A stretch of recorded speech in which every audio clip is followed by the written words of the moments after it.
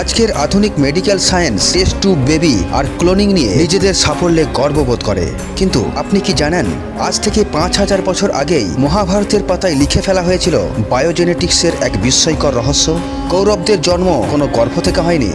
মহাভারতের আদি পর্ব অনুসারে গান্ধারী পেয়েছিলেন ১০০ জন পুত্রের বরদান, কিন্তু ২ বছর পার হলেও তার কোনো সন্তান জন্ম নিচ্ছিল না। হতাশা আর ক্রোধে গান্ধারী নিজের গর্ভে আঘাত করলেন। তখন তার গর্ভ থেকে একটি মাংসের পিণ্ড বের হয়। ঠিক তখনই সেখানে উপস্থিত হন মহর্ষি বেদব্যাস। তিনি সেই মাংসের পিণ্ডটিকে প্রথমে ঠান্ডা জলে ধুয়ে নেন, তারপর সেটিকে তিনি ১০১টি খণ্ডে ভাগ করে দেন। কিন্তু প্রশ্ন ছিল, এগুলিতে কিভাবে প্রাণ আসতে পারে? তখনই ব্যবহার হলো গর্ভের কৃত্রিম প্রযুক্তি। মহর্ষি বেদব্যাস সেই ১০১টি খণ্ডকে ১০১টি মাটির পাত্রে কিছু ভেষজ ও ঘি ভরে দেন এবং তার মধ্যে একটি করে মাংসের টুকরো দিয়ে নির্দিষ্ট তাপমাত্রায় ঢাকনা লাগিয়ে একটি গুপ্ত স্থানে রেখে দেন।